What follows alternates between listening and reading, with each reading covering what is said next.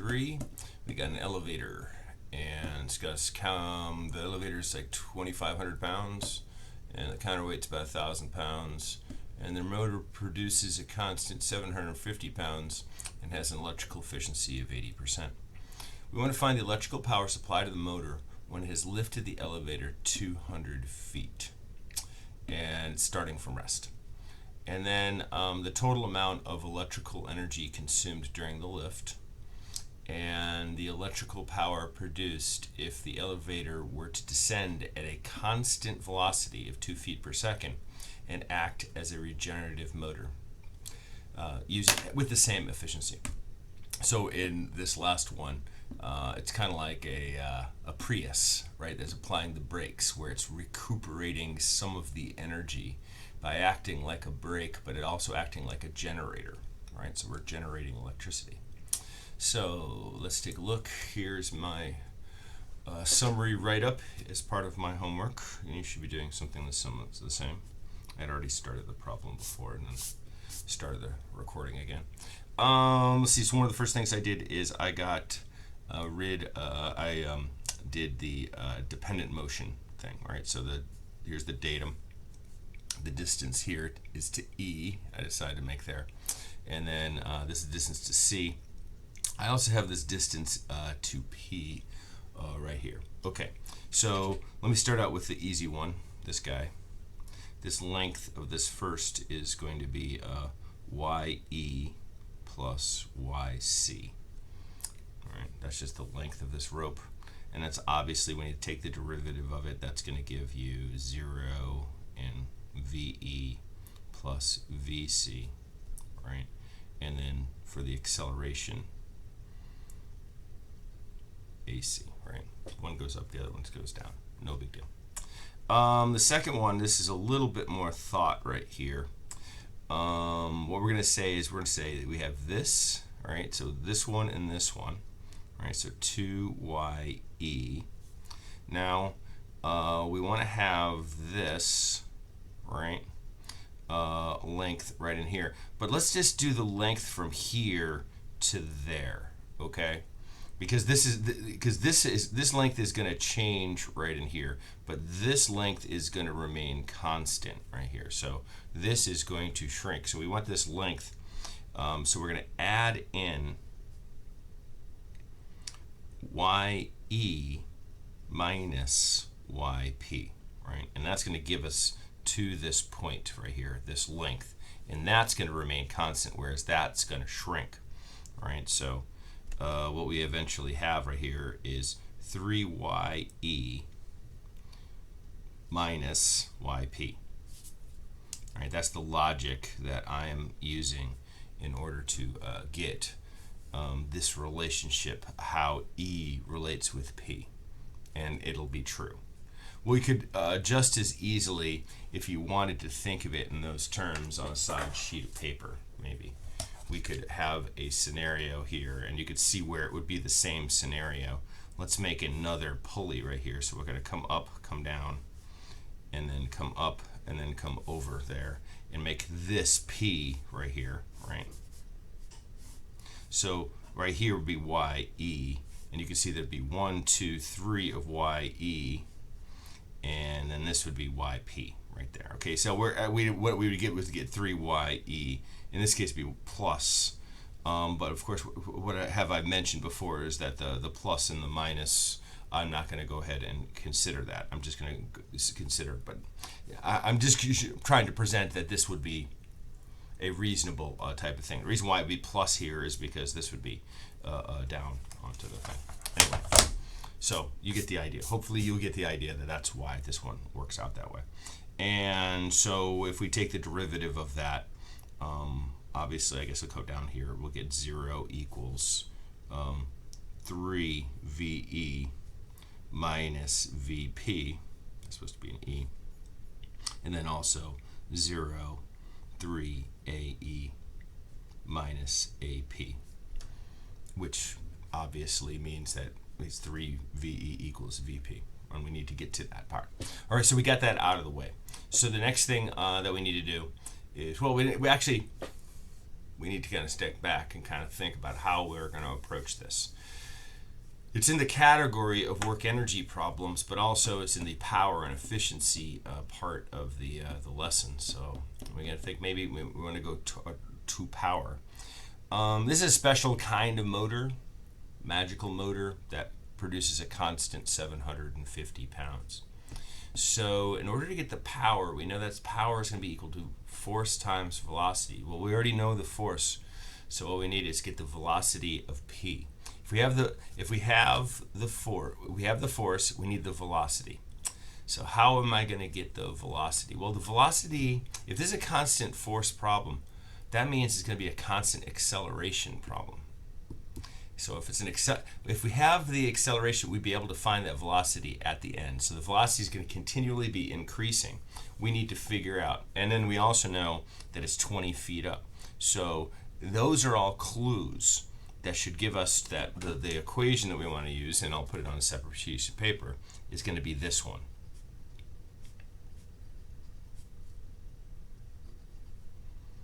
Call it delta y, right? So we need to find that acceleration in order to find this velocity in order to get the power. That's the mindset we have to be in. That's the kind of thinking that we have to do. So in order to get acceleration, we use Newton's second law. Now there's a chance that we could actually maybe do this problem in work and energy. So I'm going to try that out as a side thing and see if I can get it. I think I might be, because I want velocity. I might be able to get the velocity because of work and energy. But let me see if that will, no pun intended, will work. But the original problem that I had like peeked at, that was like, or kind of referenced when making this thing, used Newton's second law as for this process. But here, let me try this out here. Okay, so I'm going to have two free body diagrams that I'm going to create. One of them is going to be, well, let me try this first. Yeah, I'll do the main one first. I'll do the main here. So we'll have this right here as an FBD and an IBD over here. I should have made it centered onto the thing. And I made these a little bigger than I meant to, but it didn't need to be this big at all. I think I made them about the right size. Yeah, there you go. Okay. And here's my coordinate system. And so, of course, this thing has a weight. WE. I'll keep them as symbols on this time. This is going to have I'm going to call this FT. I'm going to call that FT2. Here, I'm going to have 3 of the same. We call it 3FT1, right? That was actually given. We actually know this one in this case, and we're going to predict it's going to accelerate upwards. I think that's a pretty good prediction. ME, and then we'll say AE. But we don't know FT. That's maybe a problem. So over here on the other side, I'm going to do another free body diagram. I had to be careful that we might think we know the weight of that, so that's going to be the tension, but we know better than that, right? We have FBD and IBD. So that's like almost like a little trap right there. I didn't set the trap. I didn't really actually create this problem. I just modified it.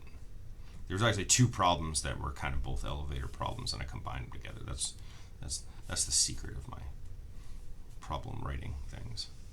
Is it like, oh, that's a pretty good problem. Ooh, that's a pretty good problem. I'm thinking, oh, you know what?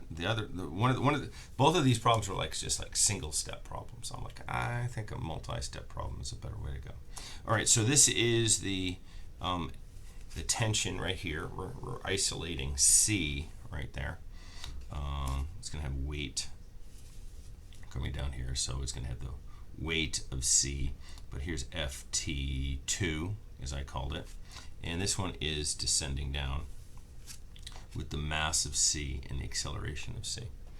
But we happen to know that acceleration and that acceleration are equal and opposite to each other, right? So we can we really only have one unknown between these two setups right here. It's this guy right there, so we'll be able to solve for him, right? Well, we have this unknown, acceleration's unknown. Acceleration's unknown and this tension's unknown, that acceleration is unknown, but those are the same. So we have two unknowns and we're gonna have two equations. So the sum of the forces in the y direction equals mass times acceleration in the y direction for this setup right here. And we have ft2 plus 3 ft1, which we know, minus we is going to be equal to mass of e times the acceleration of e. Maybe I'll write this out over here at the same time. Acceleration, sum of the forces in the y direction is equal to mass times acceleration in the y direction. Same equation, same positive convention right there. And then we have ft2 minus wc equals mcac. All right. So let's see. I'll write this out as ft2 plus 3 times, and we know this is 750. We know this is 2500 here. Equals, and this is going to be 2500 divided by 32.2, and then AE. So there's two unknowns. Boom, boom. But over here we have this unknown FT2 minus 1,000. So this is 1,000 pounds, right? It's going to be equal 1,000 divided by 32.2, and A. Let's just call it E. We know that C equals AE, right? And, oh, by the way, that needed to be minus. Oof, we made a mistake there. Ooh, minus, right? It's going down, so it must be minus. Okay? All right, so maybe I'll do this one first. I'll go FT2 is equal to 1,000 minus, and maybe I'll, just to save myself a little bit of trouble, 1,000 divided by 32.2 divided, I get 31.06 AE. And I can put him back over into here, right? So I get 1,000 minus 31.06 AE plus 3 times 750. That's 2,200. 2,250 right here minus 2,500. So I'll go ahead and do that. I hope I did this right. Yeah, I think so. And I'm going to get that's actually going to be a negative 250 minus 250, and that's going to equal 2,500 divided by 32.2. So we'll see that's 77.64 AE. That's going to give us that the acceleration right there. So we're going to bring that over. So we're going to let's see, I'll flip that, come down. We're going to add that and that together, and then we're going to subtract out. So that's going to end up at 750 right there, right? So 750. So we have acceleration of 6.900. These are feet per second squared. It's always good to like kind of put it in perspective of how many G's that is, right? Because we can maybe appreciate that that's a standard acceleration we can think of, and then we can think of, okay, that's how many here? That's about 21% of a G, right? Or close to 1/5, something like that, 1/5 of a G. All right, so now we want to know what the velocity is of the elevator after it has gone up 20 feet. So we say VE squared is going to be equal to, excuse me, VE at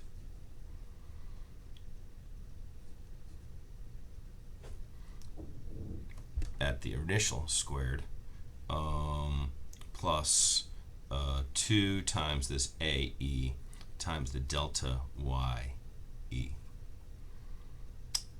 So we can find that we have VE squared is equal to 0 squared plus, darn, here we go, 2 times 6.900 times 20 feet. So we get VE at the top of this thing, 6.9 times 20 times 2 square root. We get that's going to be 16 point, whoops, must have hit the 15-minute mark. I got the screensaver turned on. Feet per second. Wrote that weird. So that the power for this first problem is going to be equal to the force of the tension, and I guess I decided to call this tension 1, times the velocity of E. But that's going to be the actual power. That's like the delivered power, sometimes we'll call it there. So we're going to have to divide that by efficiency in a second, and it'll increase. So this is 750. I'll write down the units as pounds, and 16.61. These are feet per second. We need to divide through by this conversion factor for horsepower, which is 550 foot-pounds per second per horsepower. I think I have to put parentheses in there for that to be correct. If we do that, 750 times that divided by my 550, we get that to be 22.65 horsepower. But we know that electricity is not measured in horsepower, and I should have probably in the problem statement specified where I want, what units I want. We would want kilowatts or watts. You know, it depends if it's like over 1,000 watts, give it in kilowatts. So like on the next page here, get up to page 5. Woohoo! All right. So I'll fill out the rest later. On page 5 here, we have problem 3 continued.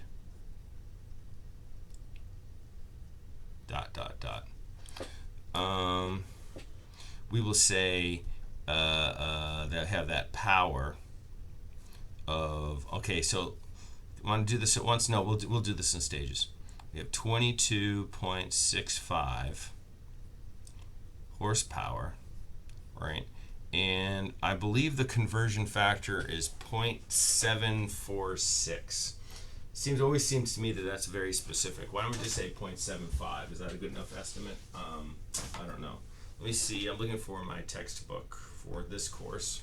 That's right there. Let's see if there's a units conversion thing inside this book. Sometimes it'll be in the cover. Nope. How about I just look up the index and say units,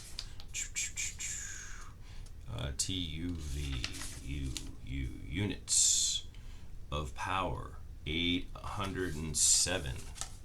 So at 807, they give us units of power, and they tell us that 1 horsepower is equal to 0.746 kilowatts. So 0.746, let's go, kilowatts per horsepower.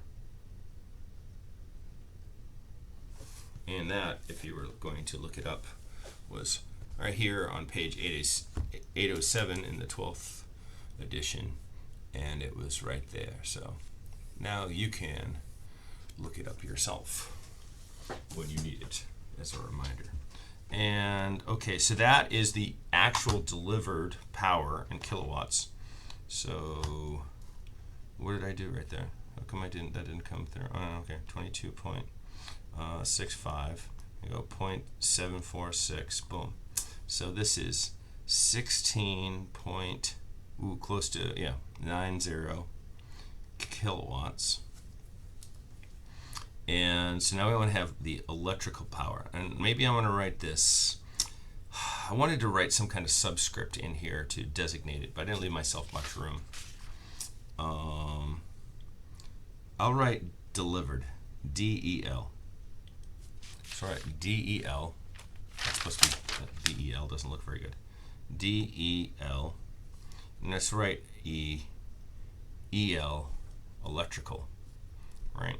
So we're going to have the DEL divided by efficiency, or 16, geez, why'd you, it's like early in the morning. No, not early in the morning, it's 10 o'clock.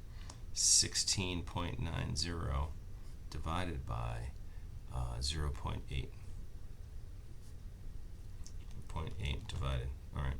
So we end up with 21.12 kilowatts. All right, so that's the answer to part A. Now we want the total amount of energy that was expended, a total amount of work. Well, energy, yeah. And so we might have to do that same thing that we just did after we go to the bottom of the thing. But I'm gonna redraw the thing out. I won't make it too complicated. I misplaced what did I do with that? Misplaced my ruler. Alright, well, I have another one somewhere. Let's get him out. Okay.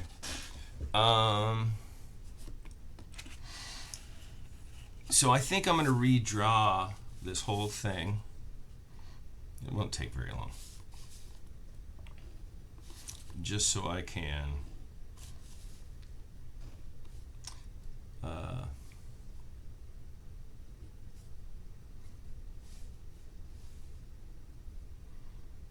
I didn't do a very good job of that. No.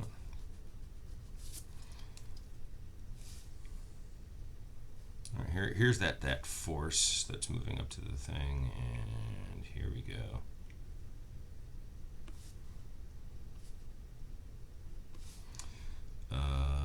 And this one is like this right here.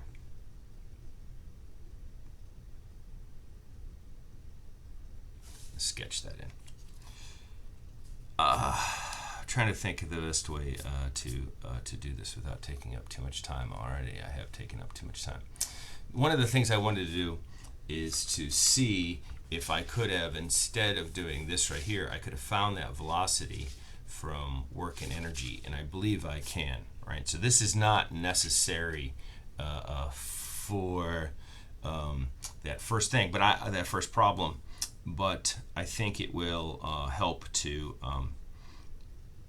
get me into the second part B. But I also can double check my thing at the beginning. All right, so here's the force T right there, and that's going to be the distance that this force is going to act through is going to be that distance P, right? So we might want to use for this right here, multiply this by delta T, that's the concept. So that then we would,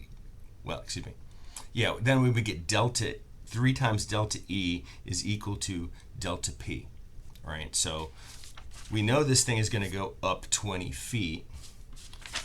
The elevator is going to go up 20 feet. So that means that the point P is actually going to go up 60 feet, like 3 times it, right?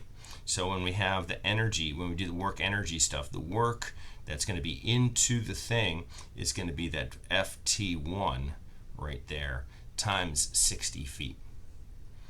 And that's all the external energy. So let me double check the way that the problem was phrased. The total amount of energy consumed during the lift, right? Well, that's the amount of energy that's going to be put into there. So I didn't actually even have to do the whole thing to be able to get that, right? So the work that's being applied between states 1 and 2, where 1 is like, when it's at the bottom and 2 is at its top. I was going to draw the ghost of the thing into there. It's just going to be FT1 times delta YP, which we've already established that delta YP is equal to 3 times delta YE. So 3 times 20, 60 feet, right? So we're going to have 750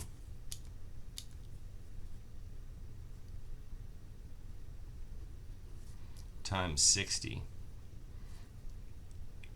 is going to be 750 and 60.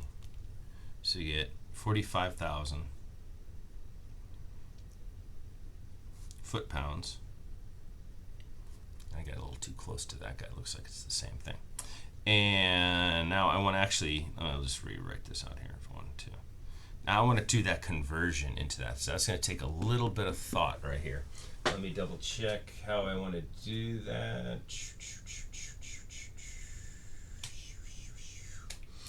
Well, one conversion that I have is I have 1 foot-pound per second is equal to 1 watt, right? So that would be the same thing as 1 foot-pound. 1 foot-pound is equal to 1.356 watt seconds, right? And that's a measure of energy, is to take a watt times a second. We want to get into kilowatt hours is what we want, because that's what electricity is measured in. If you were to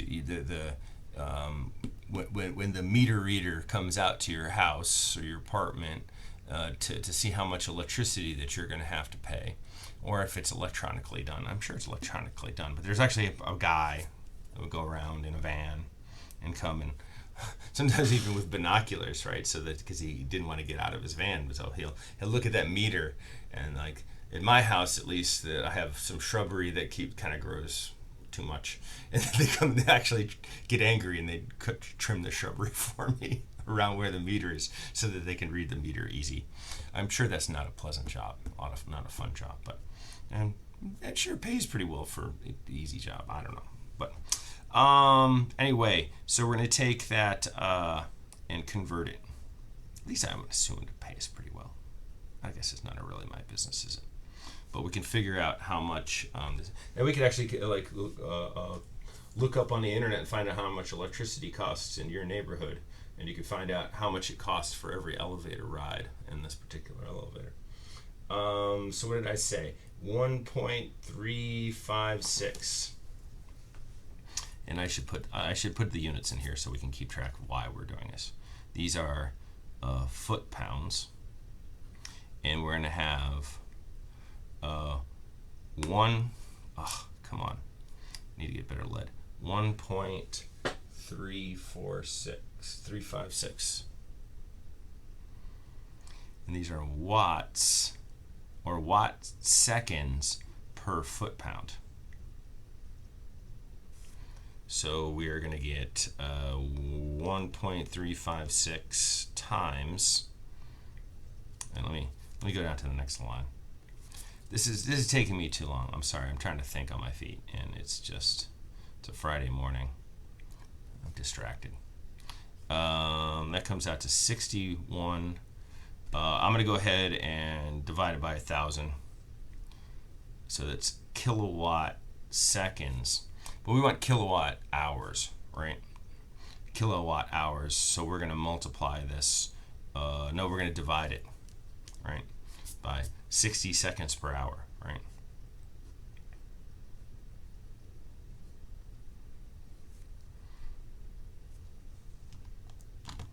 And we get divided by 1,000 too. So we're just going to get 1.017 kilowatt hours, right, per ride. And then we're going to get, let's call it 1 to 2 electrical. And so that's going to be 1.017 divided by, well, let me write out the equation first.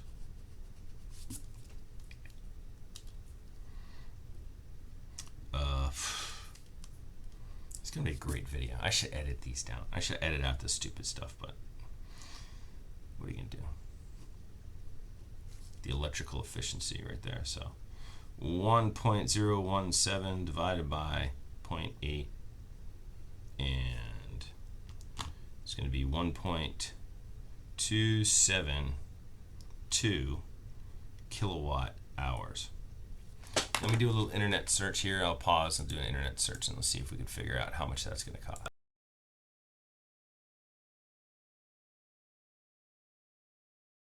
20.75 cents per kilowatt hour, which is 49% higher than the national average. So we would multiply what we just did here by 20.75 cents, or 0.257. Did I say 25.7? Something like that. Cents. So it costs about 33 cents every ride, which would add up over time, right? But what I think is neat about that is sort of a real thing. Already the video is half an hour long, which is too long for the video. I was hemming and hawing and thinking my way through this, but you should have seen how long it would have been otherwise. We need to finish up, but I could have done part A here using work and energy, and I'll do that here at the tail end, but let's just finish this thing up here. We have the electrical power produced if the elevator were to descend at a constant velocity at 2 feet per second. That's actually, we already have the velocity.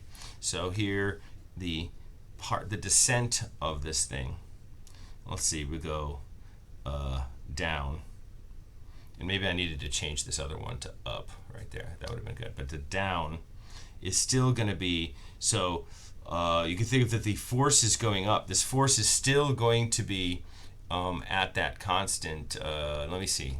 No. Now, actually, we need to figure out what that force is going to be. Let me think about this for a second. I got to think. It's a constant force coming down. We have to we have to do statics. That's what we have to do. It's an equilibrium. So the thing is acting like a brake, so it's a statics problem. And okay, since it's a statics problem, since there's not acceleration, then all of the tension of C is gonna, there you go. See, what you just saw was I'm thinking the thing through because I didn't really plan it. So so equilibrium, therefore statics. Put an exclamation point. So we don't need to do an inertial body diagram if it's statics, right? So all we really need to do is to find the tension that's in the cable right here. So we'll draw the thing up again. So we have, there you go, there you go, there you go. And here's a different one right here. So this is FT2 and this is FT1. But it's going to be a different FT1 right here. And then we have the weight of the whole thing. This is the weight of E. So here you go. Here's X and Y. So the sum of the forces in the Y direction is equal to 0 because of statics, right? Therefore, FT2, and also we just write over that FT2 is equal to the weight of C, which is 1,000 pounds. We could do an FBD to show that, but it's kind of obvious, right? It's only that part of that FBD. We know that it's going to be correct. All right, so plus 3 FT1, FT1.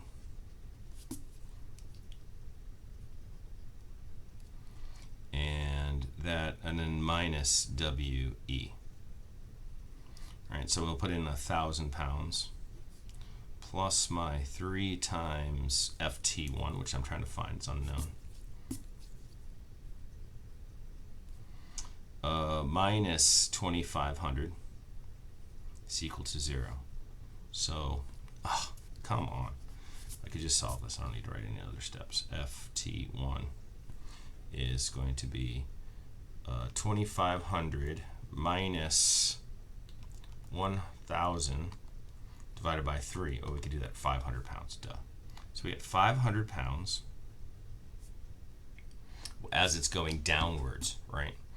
And so, like, looking back up here, force is still going upwards, but velocity is going downwards. Since they're going opposite directions, it's negative, which means in this case, it's creating electrical power. So the power down, as it's going down, delivered onto the thing, is going to be FT1 times VE, or 500 times, it's a constant 2, right? It was, the velocity was 2 as we're coming down there, so we get 1,000 foot-pounds. But we already know that we need to do the same thing we just did up here at the top, because it's a rate, it's a power that's being delivered. So we need to multiply, well, no, first we need to divide by, we'll divide by 550, right? Because it's going to turn it into horsepower, but we need watts, kilowatts, so it's a 0.746. We need to multiply it by. And what we end up getting, so 500, so we got 1,000, 550 divided, and then 0.746 times, so that's just 1.356 kilowatts. But it's being done with a generator. So it's generating electricity. This is actually what is going into the motor, into the generator. But what's actually coming out, you have to think here, don't divide, you have to multiply, because you're never going to get, it's never going to increase, so it's going to decrease, right? So there's a lot more coming out of the wall than actually goes into the thing. And then if you got a thing and you want to produce electricity, you're not going to get as much of electricity as you had of actual stuff. So here you go. The electricity here is going to be 1.356 times the efficiency of 0.80. So we end up with 1.085 kilowatts produced. So, answers. Video's too long. Sorry about that. The original power, the electrical power, in part A is going to be 21.1 kilowatts. B, the total energy used for this thing is going to be 1.27 kilowatt hours, and in C, the electrical produced is going to be 1.09 kilowatts.